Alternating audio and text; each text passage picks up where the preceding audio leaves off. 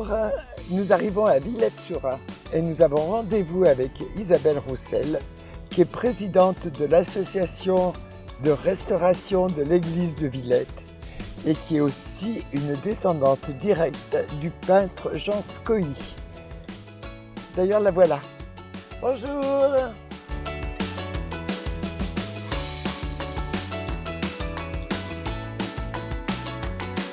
Bonjour Isabelle. Bonjour Madeleine. Merci de nous accueillir sous cette belle galonnière. Oh, mais c'est sympa de t'arrêter à Villette. Regarde, on a encore les vestiges. Il n'y en a plus beaucoup des comme ça. Et qu'on appelle aussi un cactois. Voilà. Et tu sais pourquoi, je suppose. Oui, parce qu'on bavardait à la sortie de l'église. Voilà. Et on va pouvoir visiter l'église. D'accord.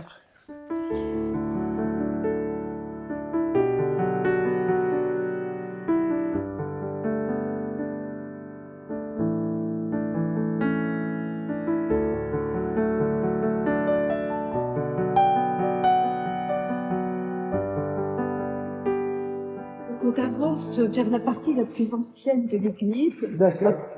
C'est la période romane, proprement dite.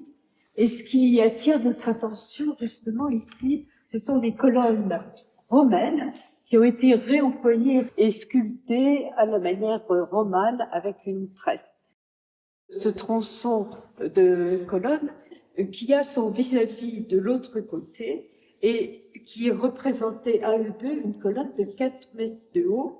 Le problème du tronçon sud, qui était au-dessus, qui est un petit peu plus mince, c'est qu'on ne voit plus du tout le chapiteau qui a été sans doute martelé au moment de la Révolution ou pendant les travaux, de telle sorte qu'on ne sait pas si le chapiteau est romain ou s'il est roman. Mais on s'est quand même posé des questions sur l'origine de cette colonne. Donc on a fait des fouilles juste derrière toi pour voir si on ne retrouvait pas un édifice d'une telle ampleur.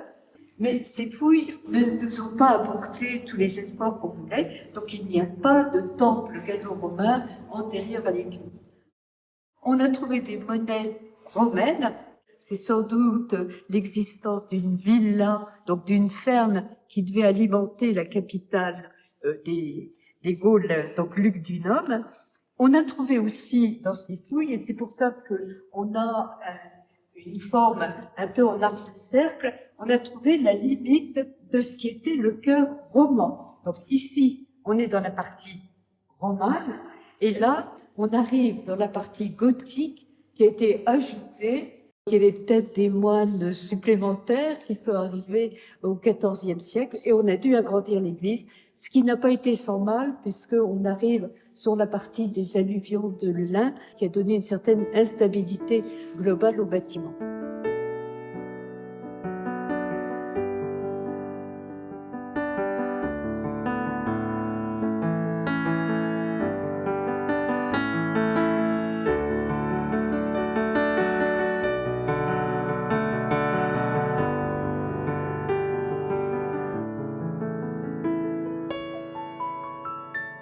Ces magnifiques peintures sont de qui? Eh bien, ce sont des peintures de Jean Scohy, dont on fête cette année le 200e anniversaire, puisqu'il est né en 1824, qui était maire de Villette dans les années 70, et au moment où... 1870. 1870, oui.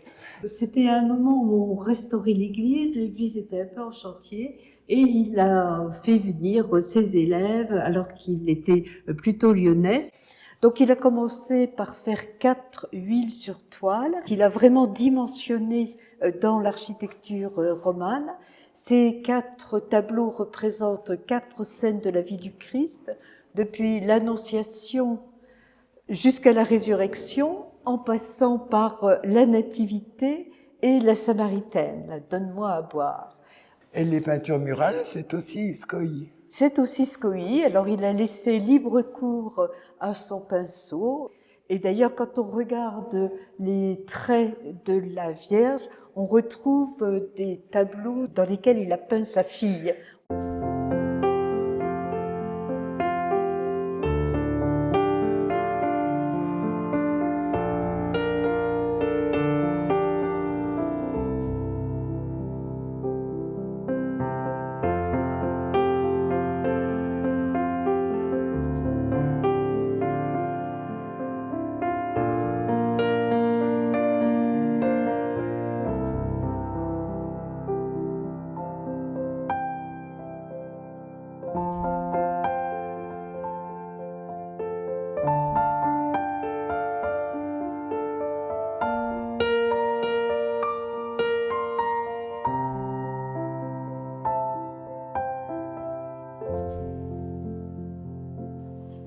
Et maintenant, nous allons dans la chapelle Saint-Antoine. Saint-Antoine, qui est plus récente. Enfin, plus récente, ça veut dire 14e ou 15e siècle. C'est l'époque où les seigneurs de Villette ne voulaient pas être mélangés avec la foule, et donc ils ont voulu faire construire leur chapelle. Donc les 3 chapelles ont été construites par différents seigneurs de Villette. Et celle-ci, c'est les seigneurs de Bellevay qui l'ont construite. Et d'ailleurs, Angélique de Bellevay, elle est enterrée ici avec son fils de 7 ans. D'accord. Et là, c'est toujours une peinture de Scoï. Oui, tout à fait. Et qui est dédiée à Saint-Antoine. D'accord. Mais Saint-Antoine du désert, à ne pas confondre avec Saint-Antoine de Padoue. Et c'était un ermite, d'ailleurs on voit très bien le caractère austère de cette peinture. Alors après, on voit la façon dont Scoï a réinterprété le désert, puisqu'il lui a mis un paysage très bugiste, qui correspond bien aux pérégrinations que le peintre faisait dans la région lyonnaise. D'accord. Quand même quelques mots sur les petites figurines que j'aime beaucoup, moi, qui sont les culs de four, les culs de lampe, qui vont avec les arêtes gothiques. Des figurines extrêmement naïves, qui montrent bien qu'on était ici dans une architecture vraiment villageoise, vraiment, voilà, qu'on n'a pas fait venir des grands noms de la sculpture médiévale. Voilà, donc on est dans l'autre chapelle.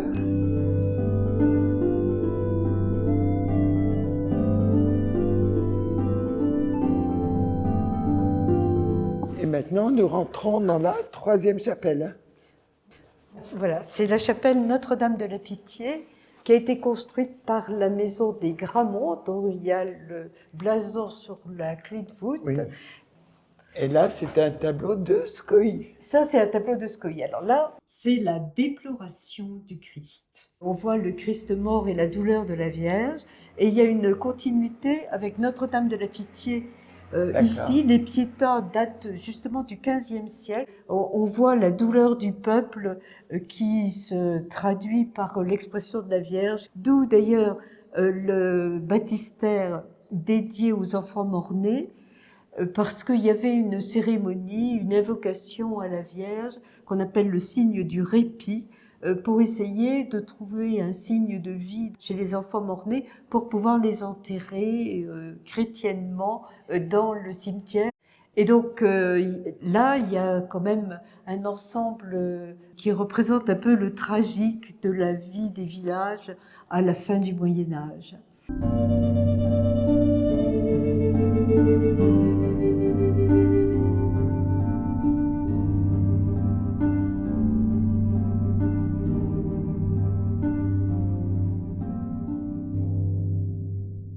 Et ces peintures murales Alors les peintures murales, elles n'ont rien à voir, Scoï.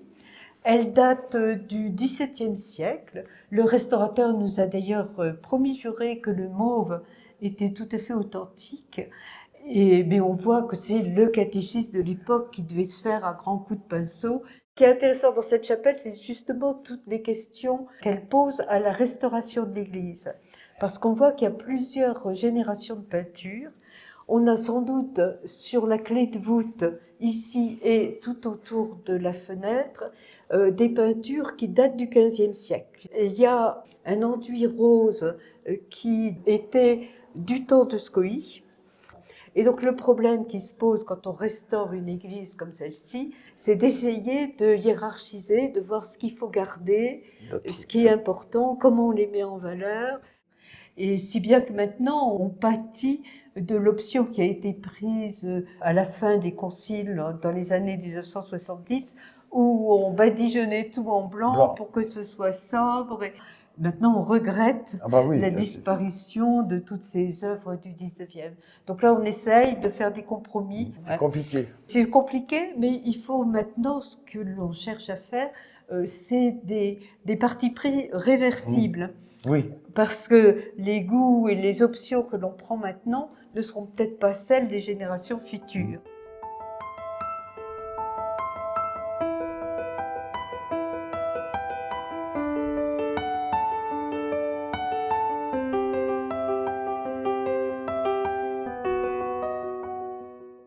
Oui, ben merci Isabelle, parce que cette église est vraiment superbe. Elle est intéressante, différentes époques, certes, mais très intéressante. Mais quelle est cette porte? Ah, ben là, c'est encore un des secrets de la restauration. Quand on a restauré l'église, on a voulu faire deux portes. La porte à gauche, là, monte au clocher. Alors le clocher a toute une histoire, bien sûr, puisqu'il a été raccourci à la Révolution, comme toujours.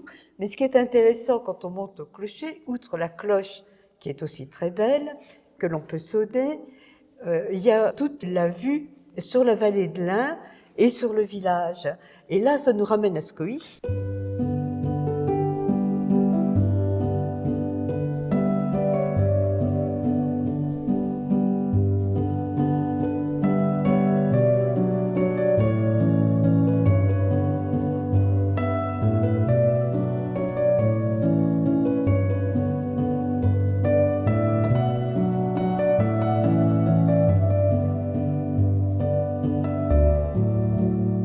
Il a pris des cours et donné des cours aux Beaux-Arts et il habitait rue Creuset à Lyon, donc pas très loin de la Guillotière.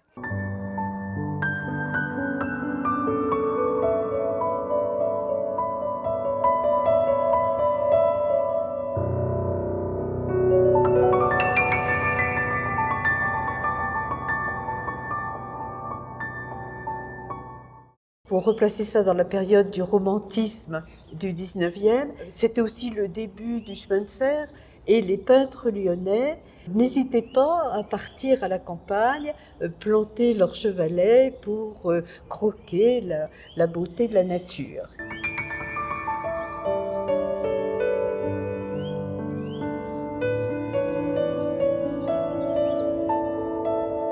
Alors, comment Scoilly est venu à Villette? Alors, il est venu à Villette parce que l'ancien prieuré des moines a été repris par des membres de la famille de Jean Scoilly. Il y avait une cousine qui est Marie Bert qui l'hébergeait chaque fois qu'il venait peindre dans le coin, tout en restant dans son environnement lyonnais avec ses collègues peintres et avec son public, puisque c'était un portraitiste, c'était son gagne-pain.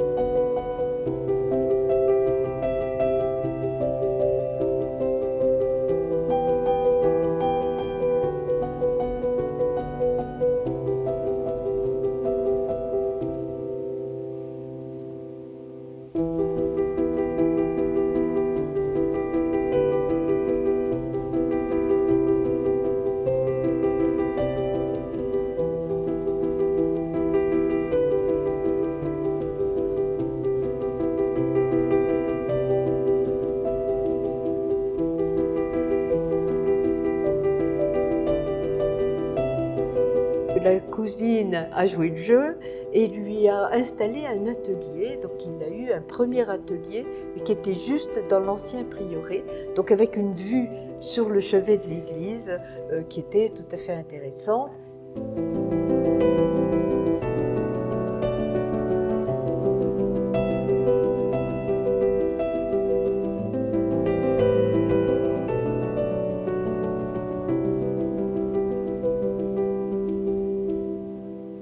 Les Brotteaux étaient beaucoup plus animés qu'ils ne le sont maintenant. Maintenant, c'est un peu les friches, la forêt vierge, les inondations. Mais autrefois, il y avait les troupeaux qui venaient pâturer. On venait chercher du bois de chauffe. Et il y avait toute une vie qui l'a croqué dans différents tableaux. Jean Scoilly était très attiré par le bord de l'Ain où il avait une barque. Il était très fier d'avoir sa barque.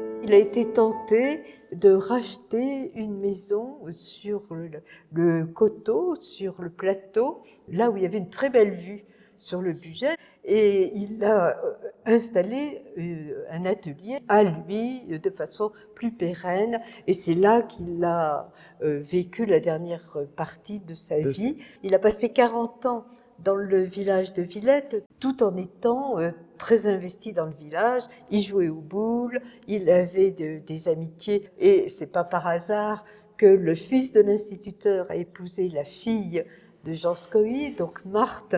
Alors, il a beaucoup représenté sa fille, Jeanne, et surtout Marthe, sa seconde fille, donc qui est mon arrière-grand-mère. Marthe était souvent prise comme modèle dans des scènes champêtres qui se passaient à Villette, et spécialement au bord de l'Ain.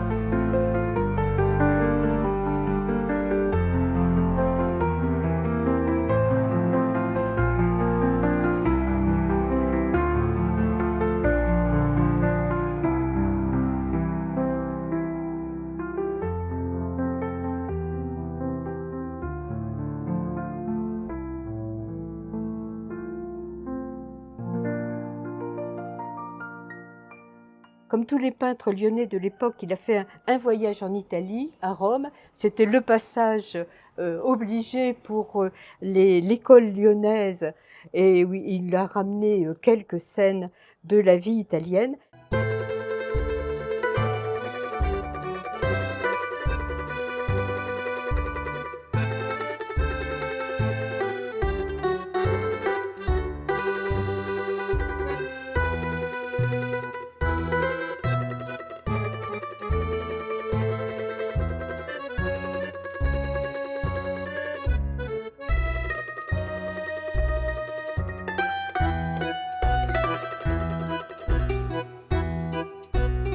Les natures mortes, c'était aussi le symbole de la peinture lyonnaise de cette deuxième moitié du 19e. Les raisins, les pêches, toujours cette nature un peu féconde et généreuse.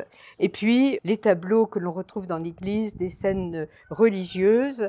Alors, un Christ qui est au Sacré-Cœur de Bourg et qui est de très grande taille, il doit faire au moins 2 mètres de haut, et qui a fait l'objet d'une restauration il n'y a pas longtemps, parce que les peintures qu'il utilisait étaient souvent à base de goudron, qui vieillissaient pas toujours très bien.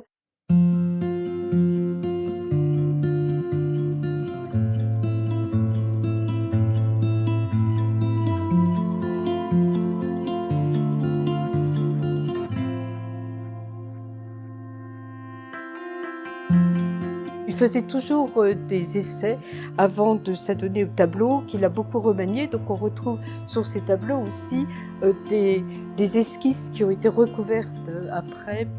Et puis on a quand même quelques dessins de lui.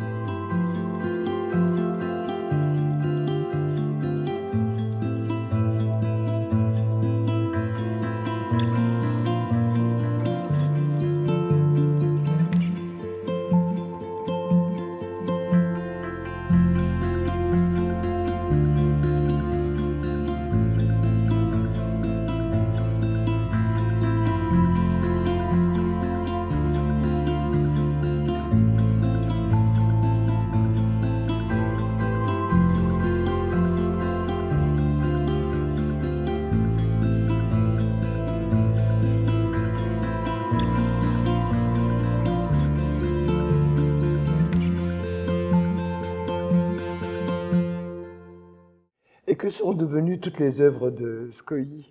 Eh bien, il a été, comme je le disais, il a été portraitiste, donc tous ses portraits sont partis vers les commanditaires. Et d'ailleurs, même sa veuve, au moment de sa mort en 1897, avait organisé une grande exposition pour vendre le maximum de tableaux. Et là, bon, on ne sait pas ce qu'ils sont devenus. On en voit ressurgir quelquefois qui viennent d'Amérique, qui viennent, on ne sait pas trop d'où, d'Allemagne. On a un Allemand qui m'a écrit récemment, disant qu'il avait trouvé un tableau Scoï. Mais on a un fond familial important. On a essayé de photographier tous les tableaux dont on connaissait l'existence pour en faire un livre qui reprend un peu notre fond familial avant qu'il soit dispersé, parce que nous ne sommes pas éternels.